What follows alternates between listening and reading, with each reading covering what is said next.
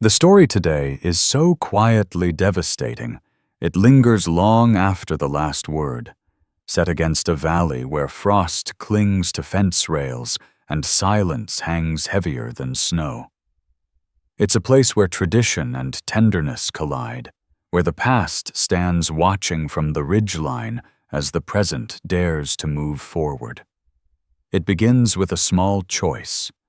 A man pausing beside a woman's broken ladder, an ordinary moment powerful enough to fracture an oath carried through generations. Before we kick off this adventure, don't forget to hit like on the video and let us know in the comments where you're watching from.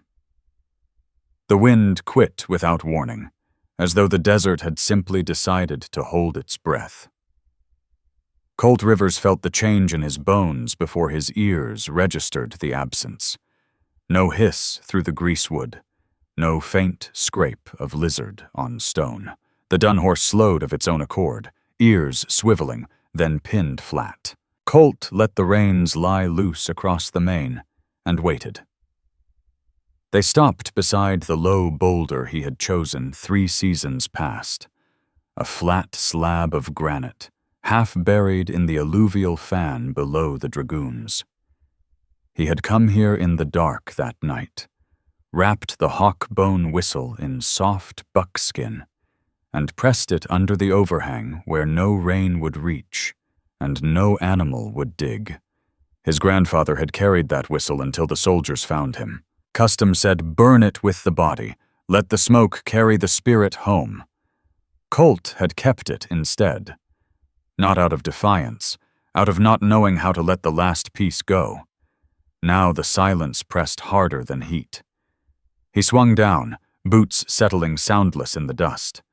The dun stood motionless, ground-tied by its own caution.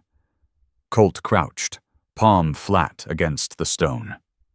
The dirt beneath the lip of the overhang bore a fresh mark, shallow, straight, deliberate, not claw, not hoof. Something had tried the earth here and found it unwilling. His breathing remained even. No curse rose in his throat. No prayer formed on his lips.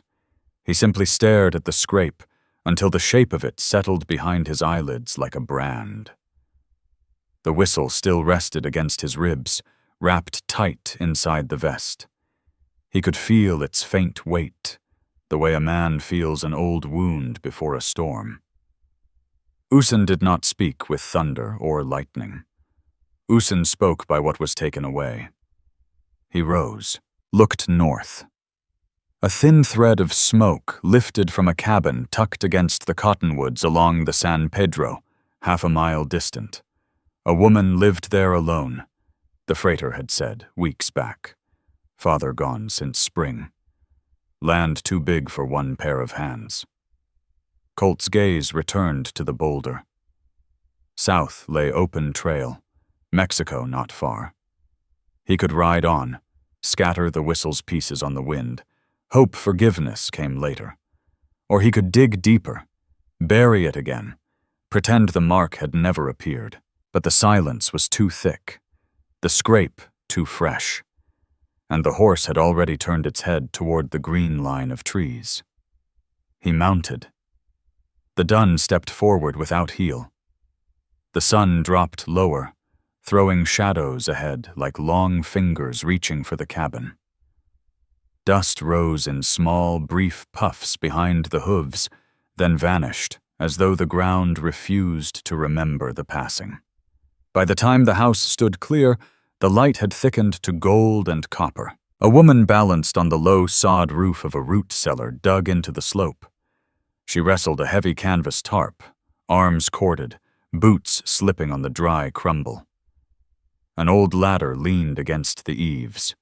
One rung split, another bowed. She reached too far. The ladder shifted, slow at first, then slid sideways in a wet, sucking sound and fell flat into the mud. The woman hung suspended. Her skirt had snagged on a rusted spike jutting from a beam. 3 feet off the ground, one hand clutched the rough timber, the other grasped empty air. Her breath came in short, furious hisses through clenched teeth. She did not cry out.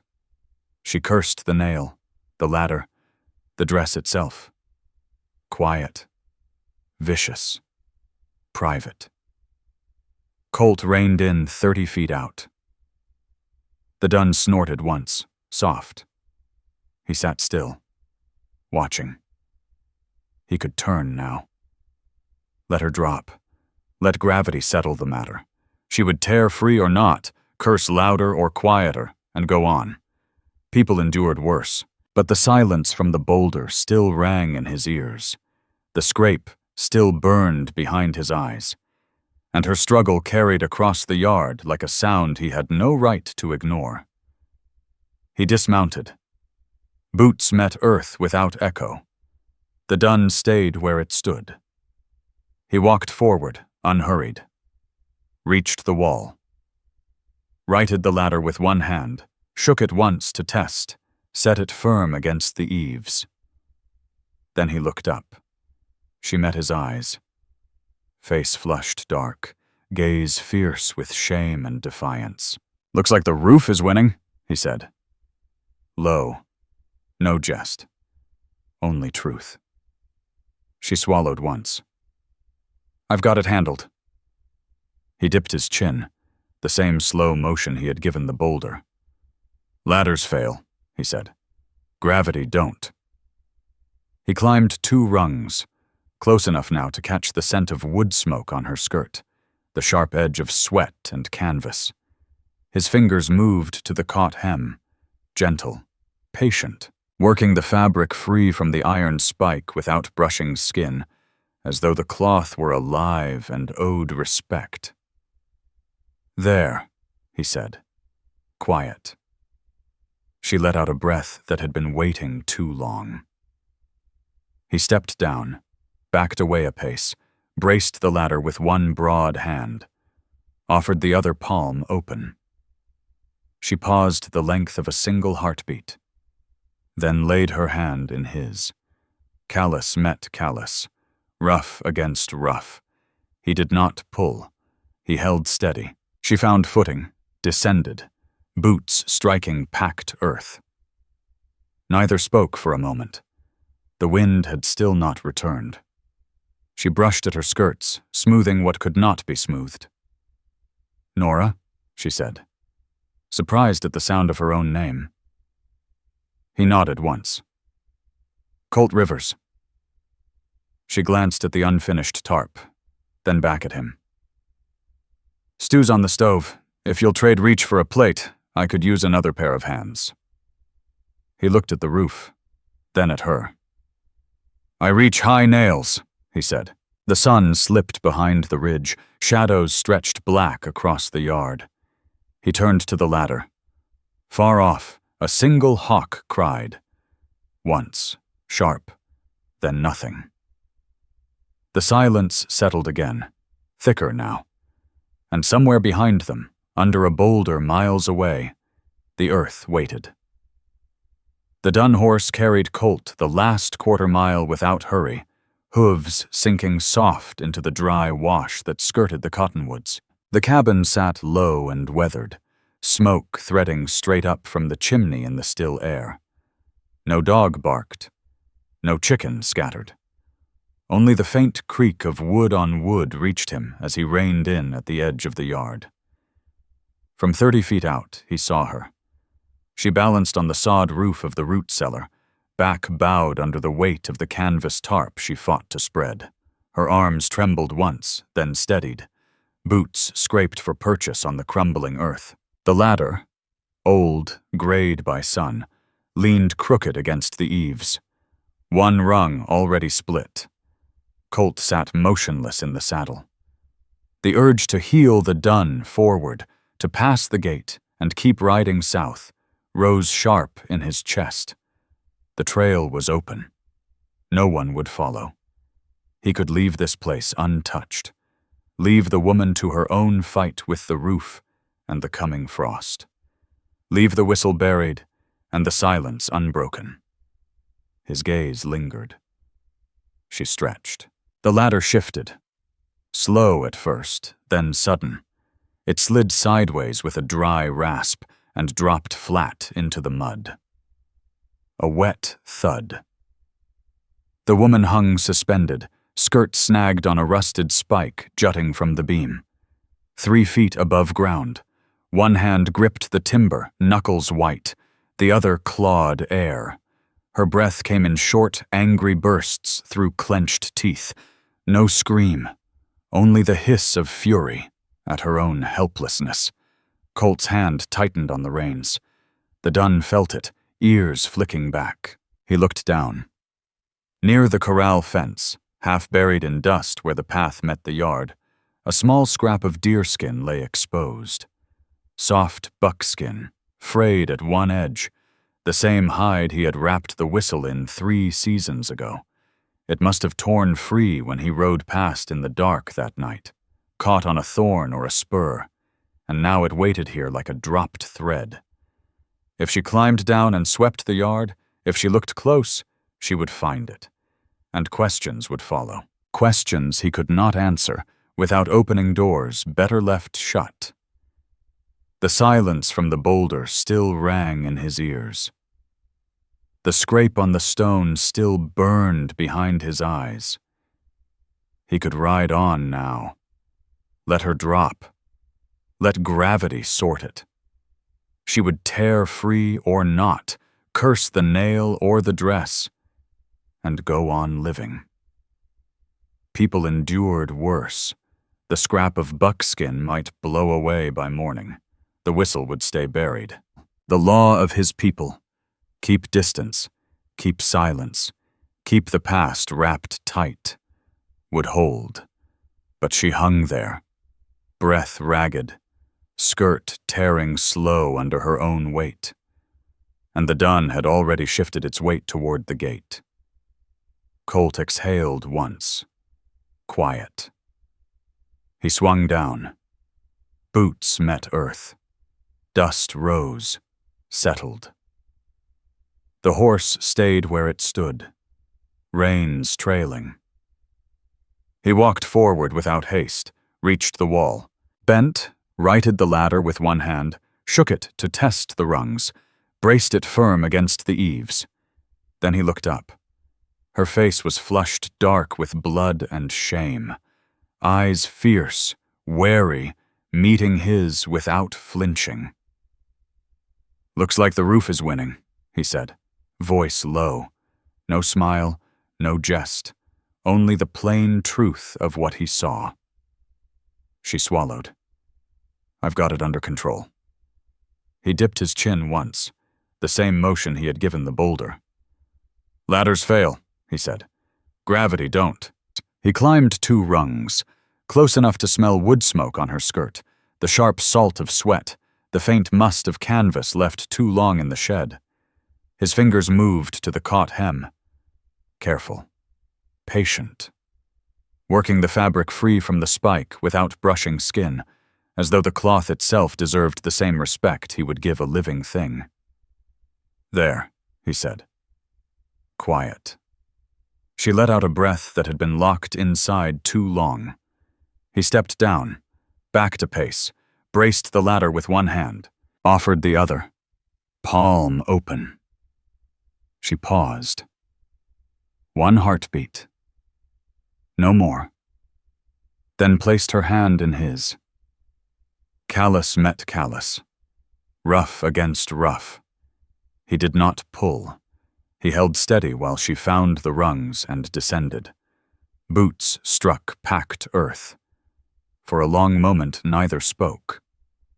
The wind stayed dead. She brushed at her skirts, smoothing what could not be smoothed. "Nora," she said. The word sounded surprised, as though she had not meant to give it. He nodded once. "Colt Rivers." She glanced at the half-fastened tarp, then back at him. "Stew's on the stove. If you'll trade reach for a plate, I could use another pair of hands." He looked at the roof, then at her. "I reach high nails," he said. The sun dropped behind the ridge. Shadows stretched black across the yard. He turned to the ladder. His right hand rose, slow, almost without thought, and brushed the pouch inside his vest. The faint shape of the whistle pressed against his ribs. A reminder. The scrap of buckskin still lay near the fence, small and pale in the fading light. Somewhere far off, a single hawk cried. Once. Sharp. Then gone.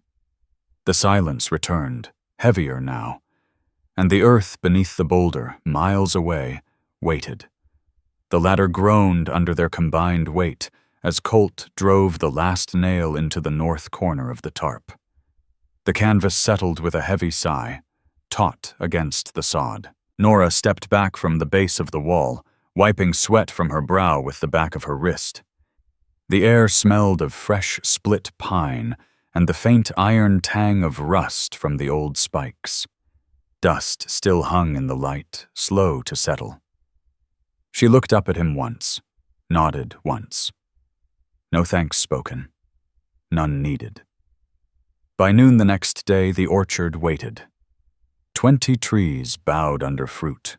Red and gold apples clustered so thick the branches sagged like old men carrying too much. Windfalls already softened on the ground, bruising dark, beginning to ferment in the heat. The sharp wine scent drifted low, clinging to clothes and skin. Colt moved through the rows without haste. He reached high branches with a twist of wrist, placed each apple into the canvas sack slung across his shoulder, gentle, as though the fruit might bruise at a harsh word.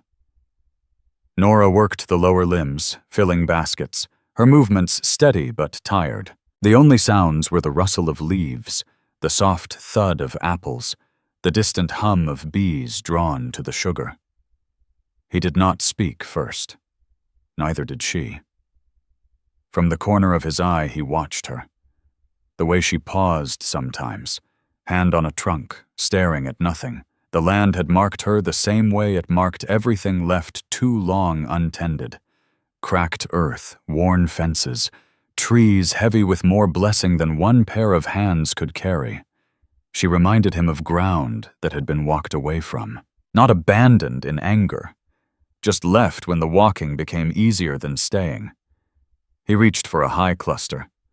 His fingers brushed an old scar on the bark, faint, weathered, but unmistakable.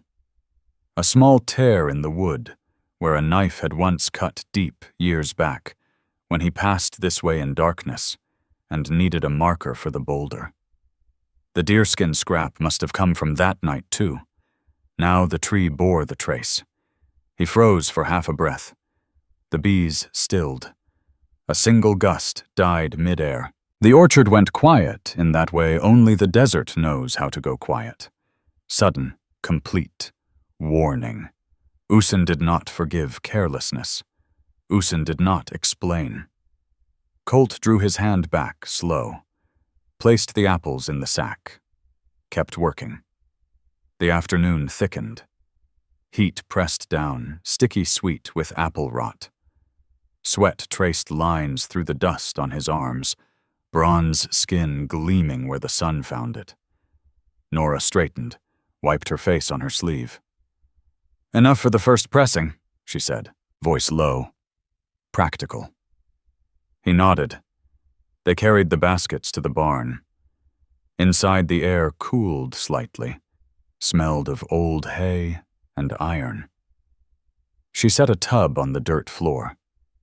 He found planks in the loft, sanded them quick with a scrap of sandstone, rigged them with a long screw from a broken wagon jack she kept in the corner. No words wasted. Hands moved sure. The press took shape, ugly but honest. When the first apples went in and the screw turned, golden juice ran through the holes in the bucket below, catching light like spilled honey. She watched the flow a long moment. "You built that just now?" "Wood's good," he said. "Just needed purpose." They worked until the sun bled red behind the ridge. Baskets emptied. Pulp steamed in the kettle on the stove inside the cabin. Cinnamon and cloves thickened the air, warm against the coming chill. Night fell clean and cold, stars sharp overhead. Inside, the lamp burned low. Nora stood at the stove, stirring the darkening butter with a long wooden spoon. Colt sat at the table, peeling the last of the batch. The knife moved steady, peel falling in one long red ribbon without break. She broke the quiet first. My father used to say you could tell patience by how a man peeled an apple. If the skin broke, he was in a hurry. He watched the ribbon coil on the table. Patience is a weapon, he said. Quiet. Rush, you make mistakes. Mistakes cost. She stirred slower. That where you learned to build presses? Out there? He paused, knife still. Grandfather taught me. Said a man who can't make with his hands is at the mercy of wind. The words hung. She looked at him across the steam. The lamplight softened the hard planes of his face, caught the single raven feather braided into his hair. He rose, carried the bowl of peeled apples to the stove, dumped them in. Steam billowed up between them. Smells good, he said. Needs time, she answered. Slow cook, or it burns. He nodded. I'm not going anywhere tonight. She looked up, held his gaze a moment longer than necessary. Outside, the wind stayed dead. The orchard stood silent. Somewhere in the dark, miles off, a boulder waited with its fresh scrape and its buried thing. Colt turned toward the door, hand brushing the pouch inside his vest. Fingers closed tight around the faint shape of the whistle. The pressure there felt heavier than before, solid, warm, alive with what should have been burned long ago. He stepped out onto the porch. Night air bit cold. The dun grazed near the corral, head low. Colt stood still, listening to nothing. The silence answered. And in the cabin behind him, the fire crackled soft, the butter thickened slow, and the law he carried in his blood pressed closer, whispering that every hour stayed was another thread pulled loose from what he once was. The barn smelled of old hay and iron, the kind of dark that held heat even after the sun dropped. Colt worked alone in the corner loft, planks of mesquite rough under his palms. He had found them stacked against the wall, dry, straight-grained, forgotten. The wagon jack lay nearby, rusted but sound, its long screw still threaded true. He sanded the wood with a scrap of sandstone, slow strokes that scraped soft against the quiet. No hurry, no waste. Outside, the last light bled red across the valley. Nora stayed in the cabin, door open to let the steam from the kettle drift out. The scent of boiling apples and cloves reached him in faint waves, mixing with the dust and the faint metallic bite of the jack. He fitted the planks together, drove a peg with the heel of his hand, tested the screw's turn. The mechanism took shape, crude, but it would press. It had to. He paused once, knife in hand, to trim a splinter. His eyes lifted toward the open door of the cabin. She moved there, shadow against lamplight, stirring the kettle with the long spoon. The motion was steady, unhurried, the same way she had worked the trees earlier. She did not look his way. She did not need to. He felt the pull of it, the simple rhythm of her work, the way the firelight caught the line of her shoulder. It was not desire. It was recognition. She was land left untended too long, trees heavy with fruit she could not harvest alone, roof leaking, winter coming, the same slow breaking that happened to everything left to stand against the seasons. He turned back to the press, drove another peg. The wood gave a small, dry crack under the blow. Then the wind came. Not the usual evening breeze off the ridge. This was lower, slower, a low moan that rose from the ground itself, threading through the cracks in the barn walls like breath from far away. It carried no dust, no leaf, only sound. Low, almost words. Almost the cadence of voices long gone, speaking in the tongue he had not used since the last burial fire. Colt's hand stilled on the screw.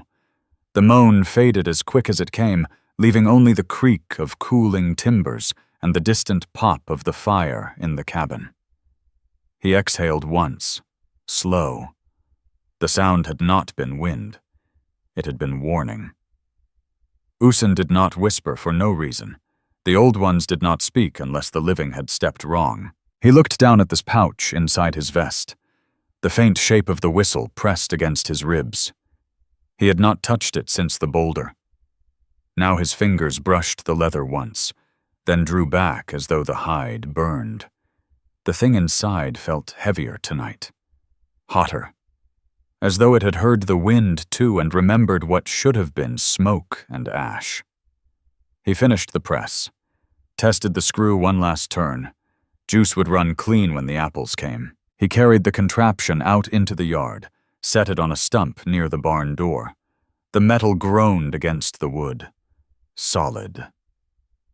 Nora stepped onto the porch, wiping her hands on her apron. Lamplight spilled behind her, catching the steam still rising from her hair. She looked at the press, then at him. "You finished it." He nodded once. She smiled. Small, tired, real. "Thank you." He dipped his chin, turned away. From the ridge above the corral, a shape stood dark against the last red of the sky. An old man. Apache. Hair long and gray, blanket wrapped loose around thin shoulders. He had not come close, had not spoken, only watched. Colt knew the face, had seen it years back, near the warm springs, before the soldiers scattered what was left of the band. The old one had been a scout then. Now he was something else. Witness. The kind who carried memory when no one else would. The old man did not move, did not wave, only stood, eyes steady, taking in the barn, the press, the cabin, the man who had stayed. Colt felt the gaze like a hand on his neck. He did not look back long. He walked toward the corral instead, checked the dun's picket line, ran a palm along the horse's neck. The dun nickered once, soft.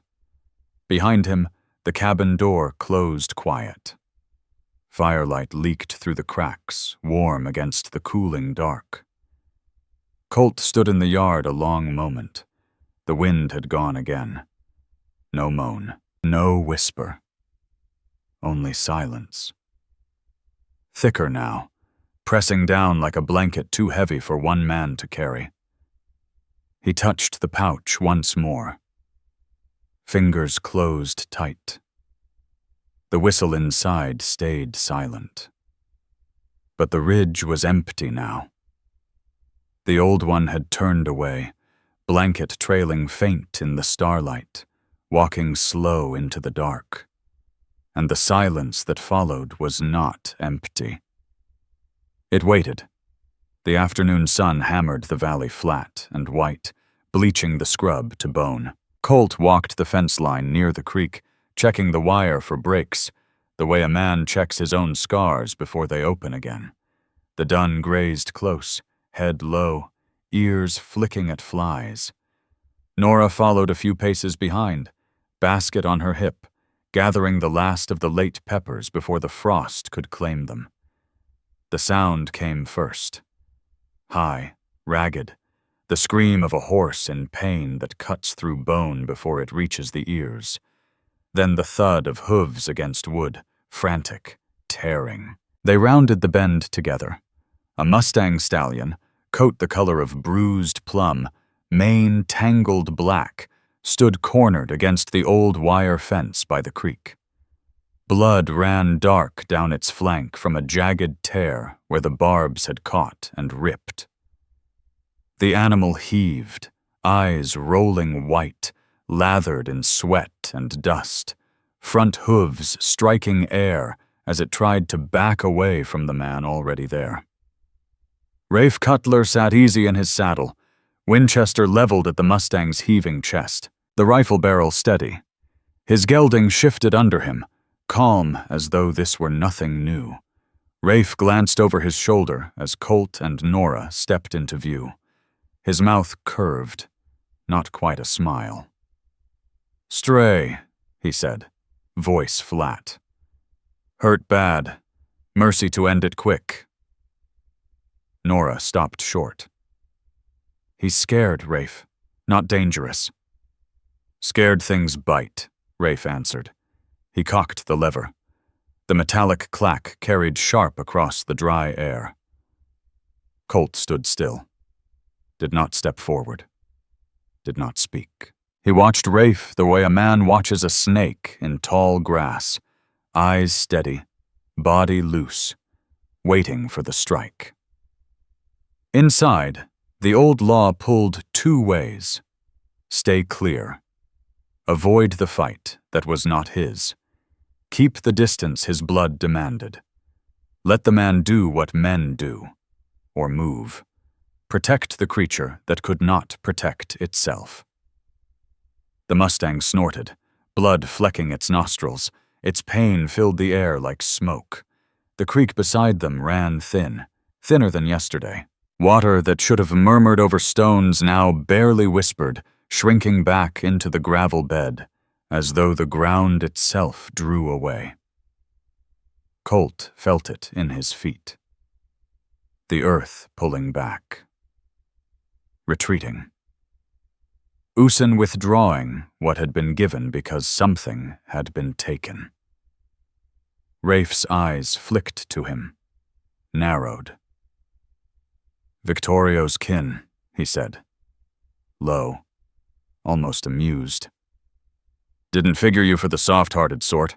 Thought your people knew better than to waste time on strays." The name landed like a stone in still water. Ripples spread. Colt's jaw tightened once, barely. The old wound opened quiet inside him. Soldiers had called his grandfather that name. Then the reservation agents. Then the scouts who turned coat for rations. Now this boy from the Double T Ranch used it like a brand. The mustang reared again, hooves flashing. Rafe's finger brushed the trigger. Colt moved, not fast, not loud. He stepped forward, boots deliberate on the hard pack, until he stood square between the rifle and the horse. Broad shoulders blocked the barrel's line of sight. Arms hung loose at his sides.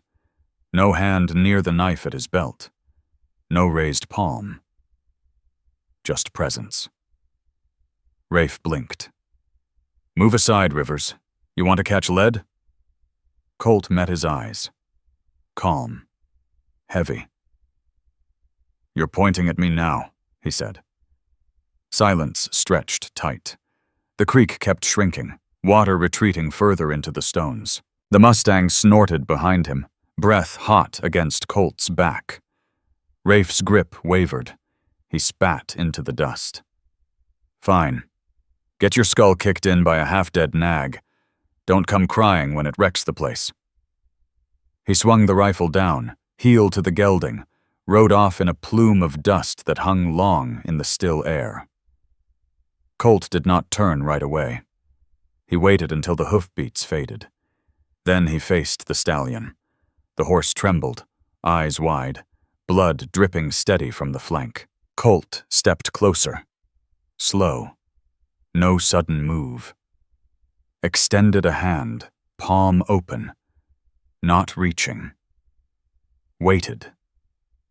The animal flinched once, then again. Colt held still longer than most men would, longer than the sun allowed comfort. Finally, the mustang stretched its neck. Velvet muzzle brushed his palm. Colt did not grab. He let the touch linger, then moved higher, scratching behind the ear. The stallion shuddered, leaned in. A long, broken sigh escaped its chest. Nora watched from the fence line. Nora kept for the goats, gentle circles. No Nora kept for the goats, gentle circles. No pressure. The horse shivered, but did not kick. From the ridge above, the old Apache watched, blanket loose around thin shoulders. He had come back, stood motionless, saw the hand steady on the flank, saw the man kneel in the dust, saw the choice made plain. The old one turned away, slow, blanket trailing. He walked into the heat shimmer until the ridge swallowed him. Colt rose. His hand trembled once, slight, gone in a breath, when he wiped it on his vest. The whistle inside pressed hard against his ribs, heavier now, as though it had taken on the weight of the blood on the ground. The creek ran thinner still, barely a thread. He looked at Nora. She met his gaze. No words passed. The mustang leaned against him, head low, and the silence that followed was not peace. It was the sound of land drawing back, step by step, from a man who had stayed too long. The first day burned slow under the sun.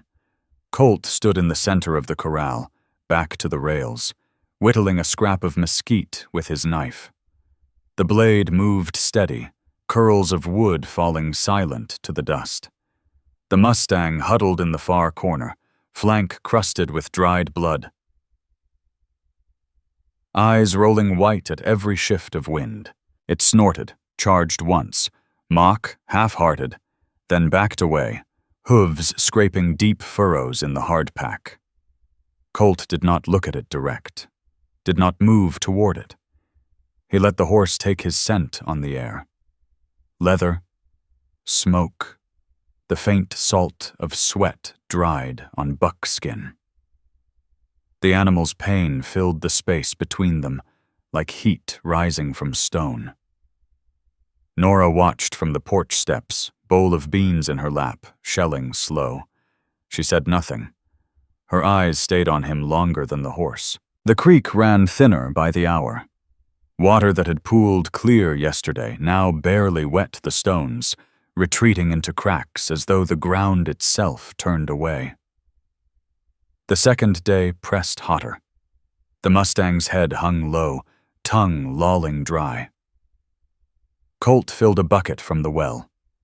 Cool, clear, and set it dead center in the corral. Then backed to the rail.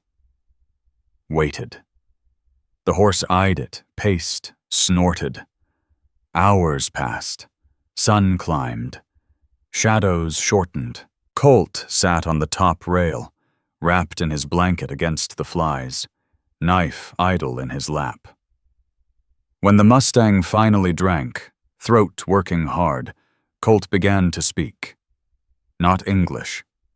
Low murmurs, rhythmic, the old cadence of the Chihene tongue. Words that rose from the chest like water over stone. Not commands, not pleas.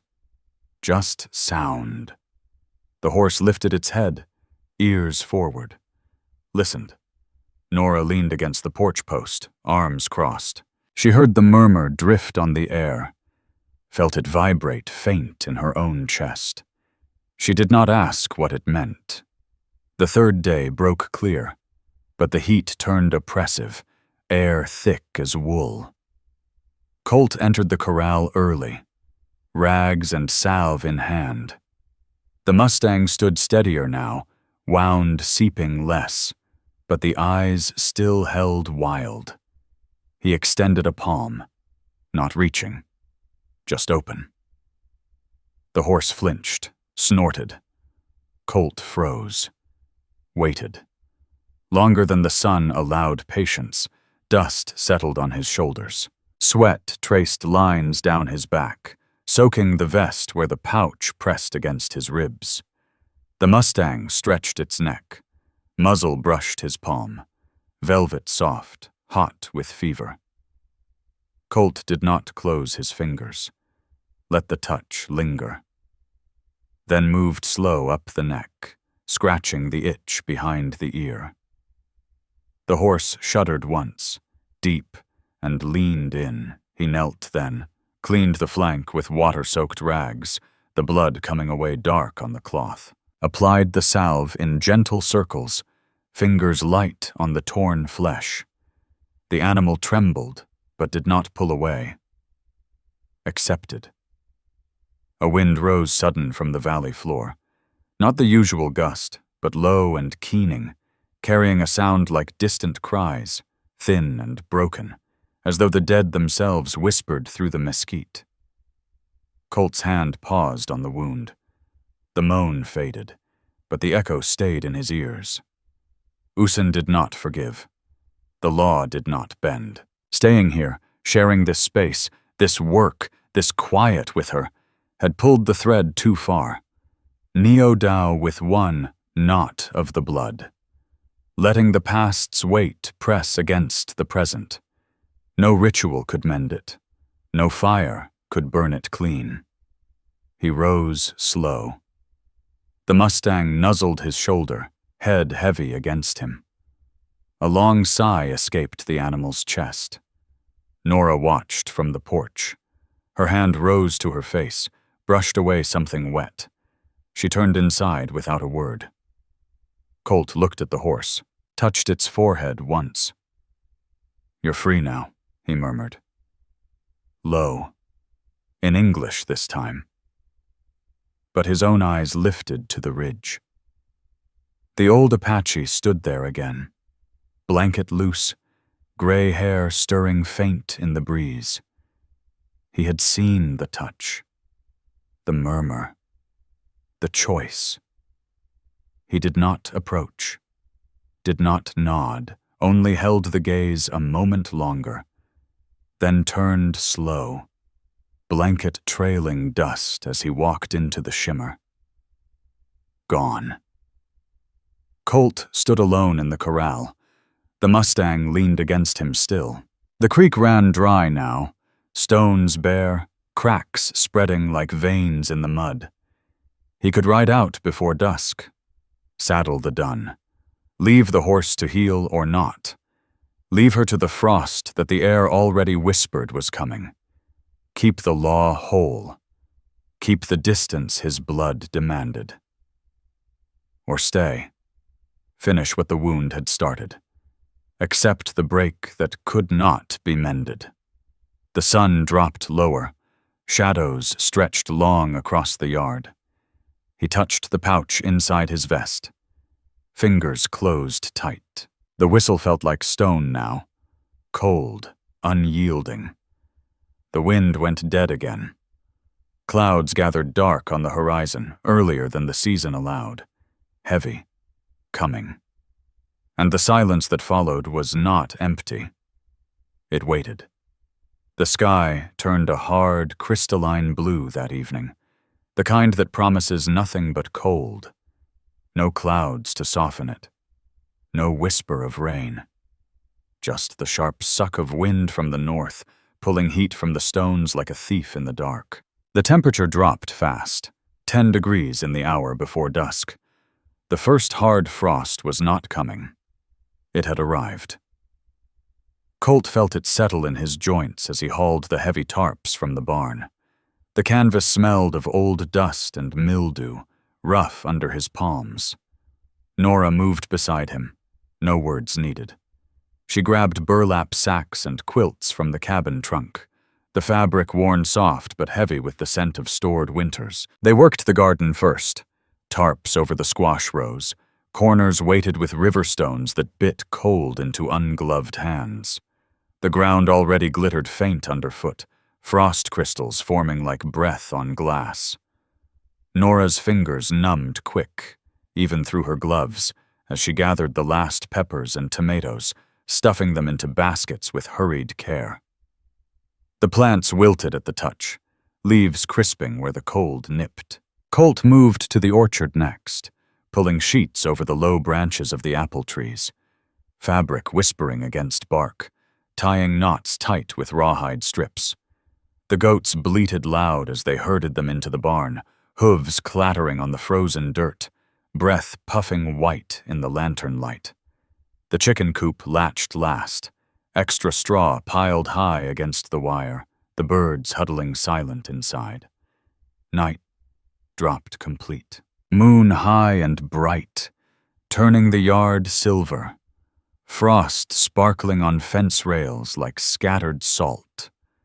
They stumbled into the cabin, cold clinging to coats like wet clay.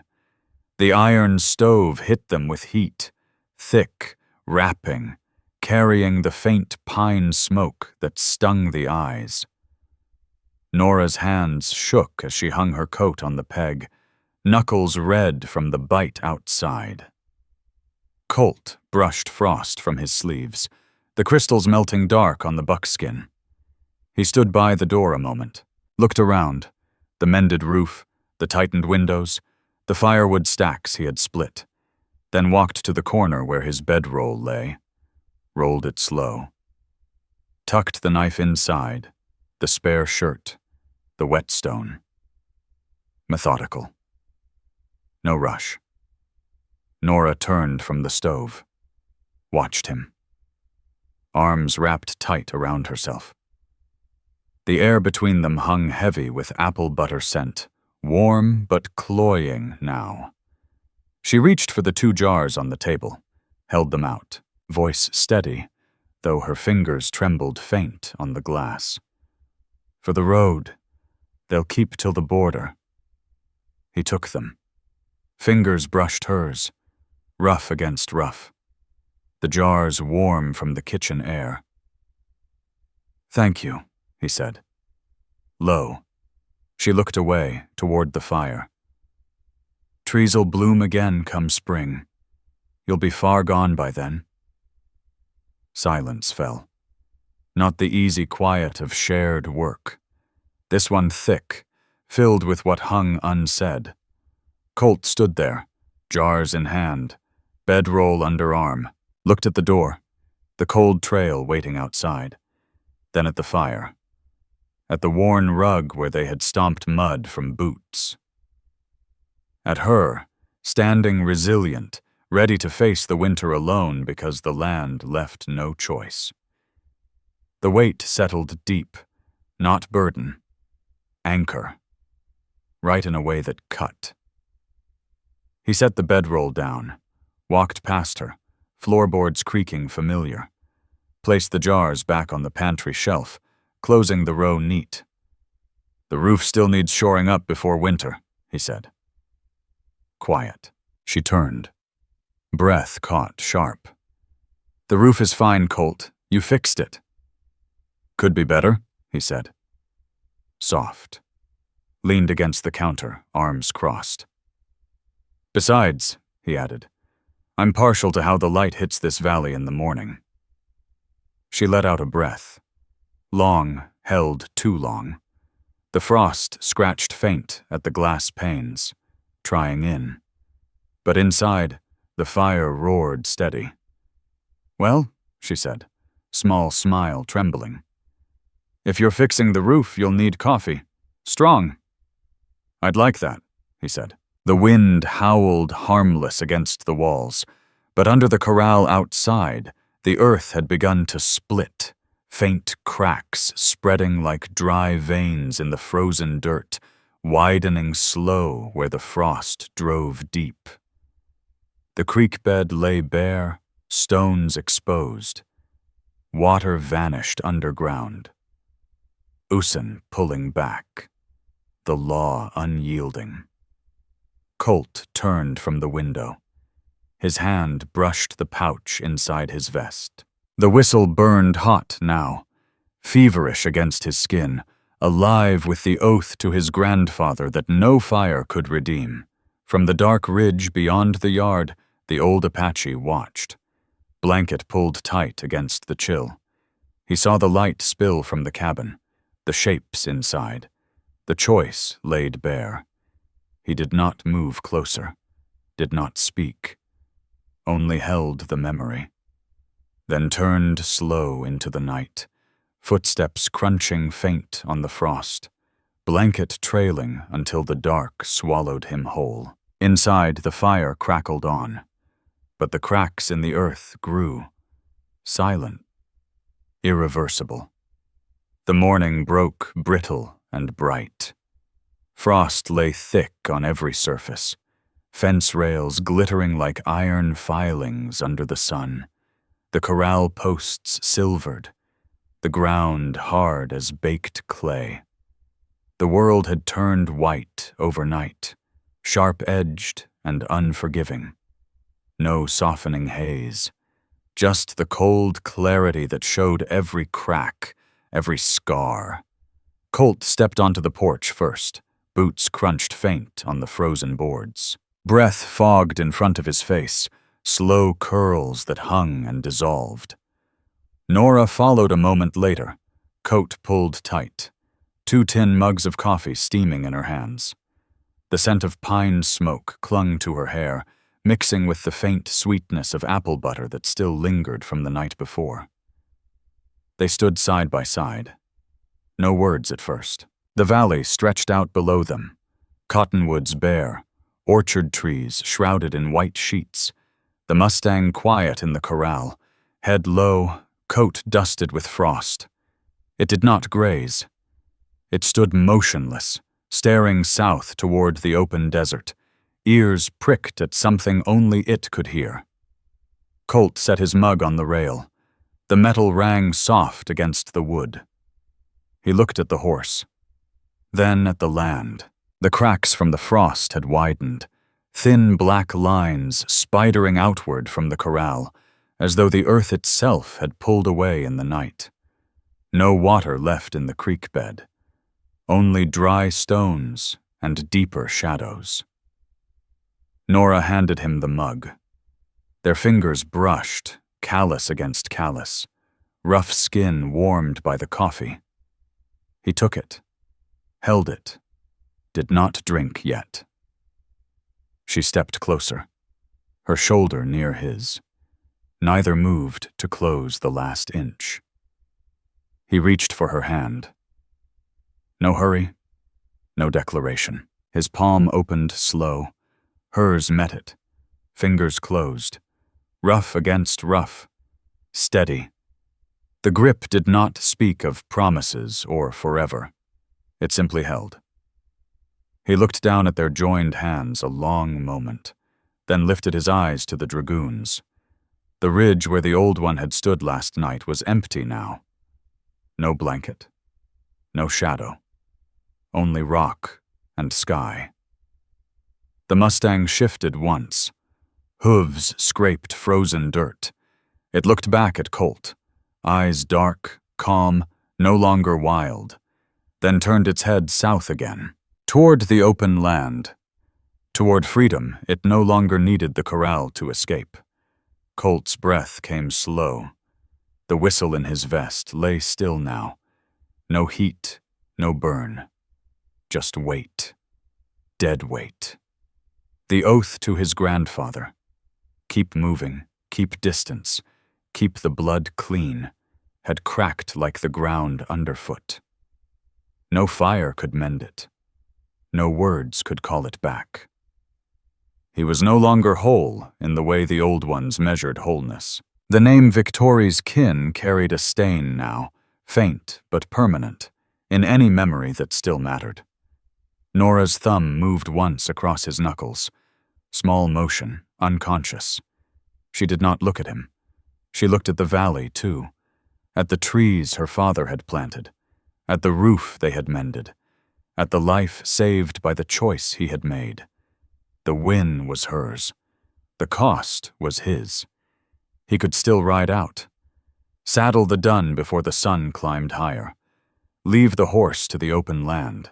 Leave her to the winter she had already learned to carry. Keep the last thin thread of the old law intact. Or stay. Accept the scar.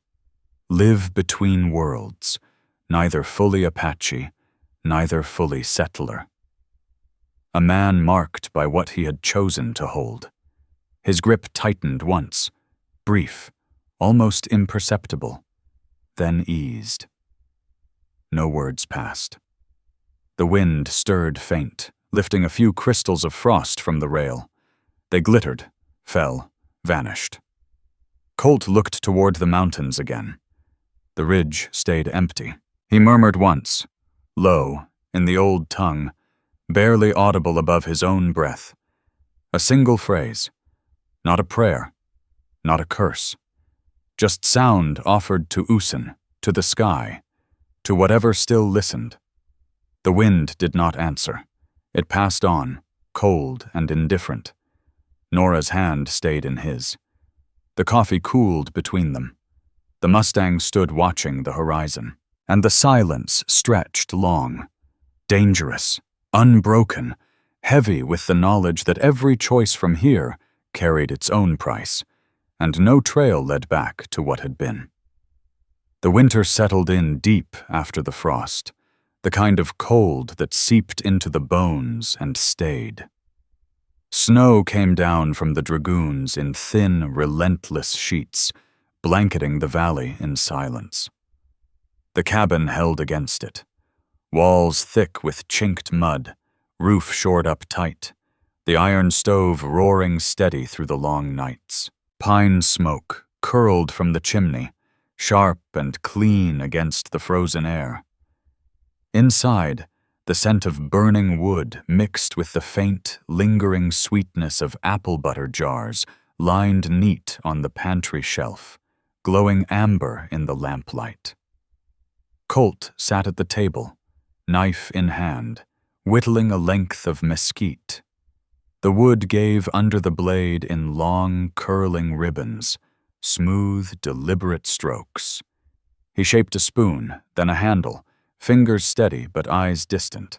Across from him, Nora stitched a quilt from scraps of old calico and wool, needle flashing slow in the firelight. The thread pulled taut with each pass, the fabric whispering soft against itself. No words passed between them. None needed. The quiet was different now, not waiting, not uncertain, just deep, comfortable in its weight. The mustang stood in the corral outside, coat thick with winter hair. Breath fogging white. Every so often it lifted its head and sent a long, low call toward the south, toward the open desert, the endless flats where it had once run free. The sound carried faint through the walls, mournful, unanswered. Colt's knife paused once at the call. He did not look up. He resumed the cut. On the table between them lay the hawk bone whistle, no longer hidden in the pouch, no longer wrapped tight. It rested there plain, small and pale against the dark wood. Colt had placed it one evening without ceremony, set it down like a thing finished, no fire to burn it, no earth to bury it again. The whistle stayed, silent, accusing. He glanced at it now and then. Not long, just enough to feel the pull. The oath to his grandfather, keep moving, keep clean, keep the blood unbroken, had cracked open that night he stayed. The fracture ran deep. No ritual could close it. The old ones would not speak his name the same way anymore. Victori's kin carried a shadow now, faint but permanent. He lived with it the way a man lives with a limp, present, unhealing, part of the stride. Nora's needle paused. She looked at him across the firelight. Her eyes held no pity, only recognition. She knew what the whistle meant without asking, knew the cost of the hands that had mended her roof, pressed her apples, healed her horse. Her win was quiet. His loss was quieter still. The mustang called again, longer this time, echoing off the frozen hills. Colt set the knife down. Rose slow, walked to the door, opened it. Cold rushed in, sharp as a blade. He stepped onto the porch, boots crunching on the thin crust of snow.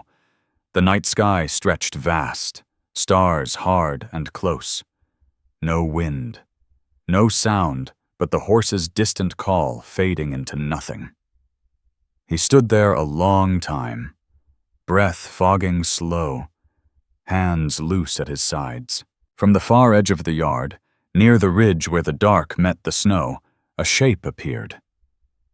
The old Apache, blanket wrapped tight against the cold gray hair catching faint moonlight. He did not come closer, did not speak, only stood, watched. Colt met the gaze across the distance. No nod of greeting, no raised hand. Just acknowledgement. Quiet. Final. The old one held it a moment longer, then turned. Slow, blanket trailing faint tracks in the snow as he walked into the night. Steps deliberate, unhurried, until the dark took him completely. Colt stayed on the porch until the cold bit through his vest, until the mustang fell silent, until the stars seemed to press lower.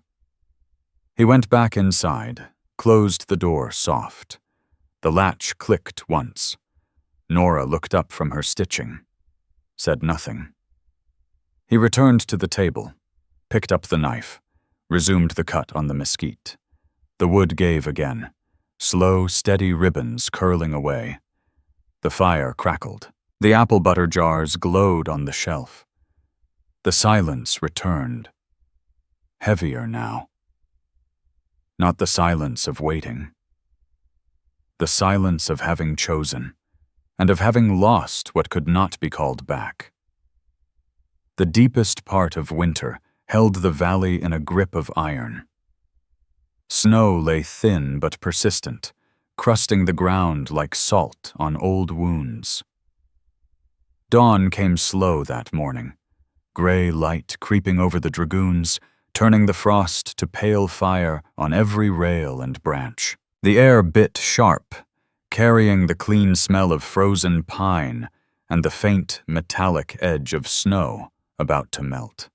Colt stood alone outside the corral, boots planted in the snow, breath rising in slow white plumes that caught the first slant of sun.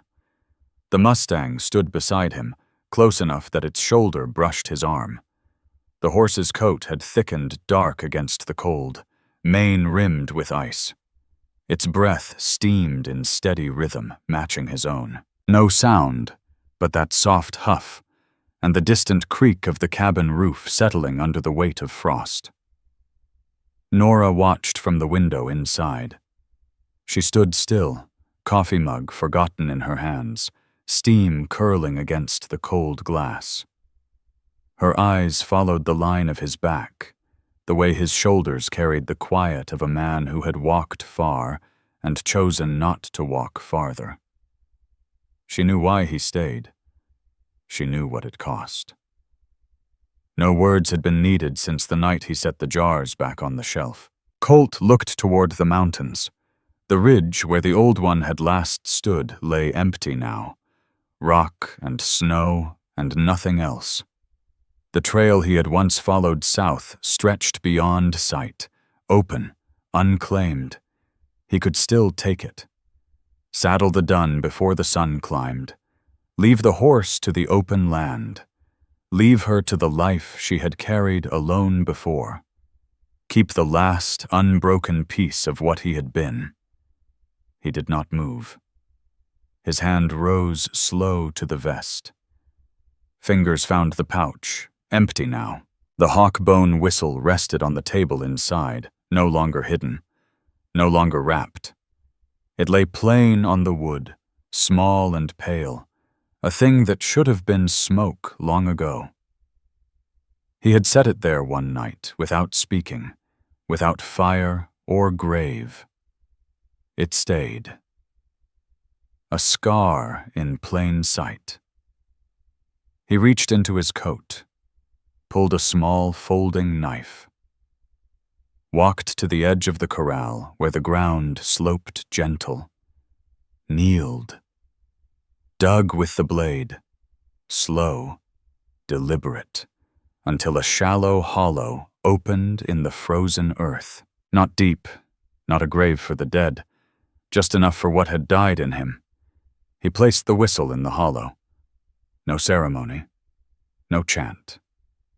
Just the soft clink of bone against dirt. He covered it with soil, patted it flat with his palm. Then he spoke. Once, low, in the old tongue. A single breath of sound. Not a prayer, not farewell. Just words offered to whatever still listened.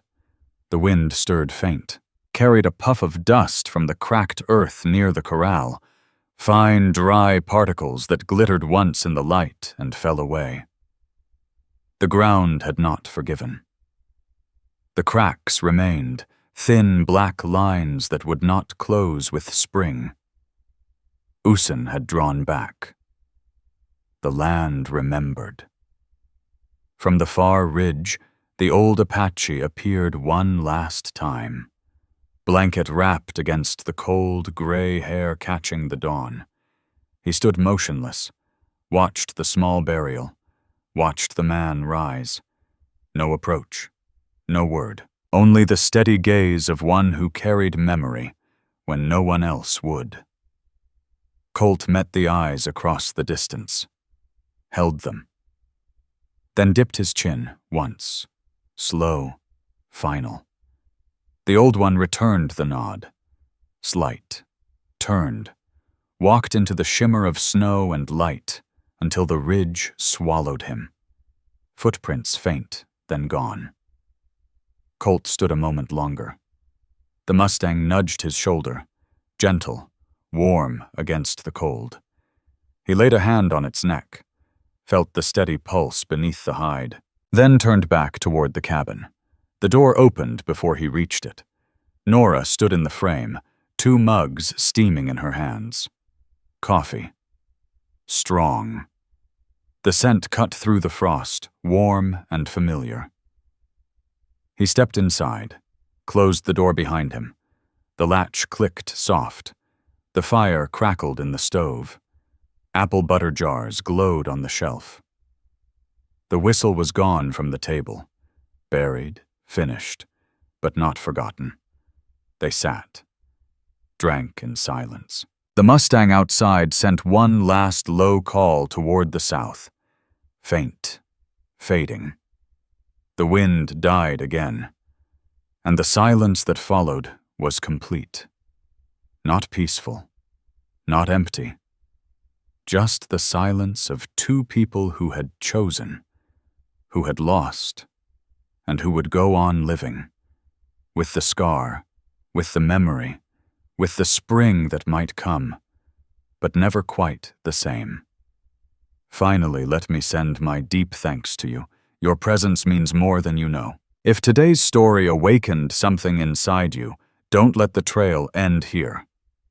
There are many more tales of courage, devotion, and faith waiting to be discovered. Subscribe, comment, share, and come back as we continue this unforgettable journey. Thank you, truly. Aviso legal, barra disclaimer. All stories are intended solely for entertainment and may include fictionalized scenarios or dramatization derived from historical contexts. While AI assists in production, human creators supervise and adjust every piece to maintain sincerity, credibility, and emotional quality. We adhere entirely to platform regulations regarding AI content, ensuring no deepfakes or misleading portrayals. Licensed materials are used responsibly. Republishing, modifying, or extracting content without authorization is not allowed.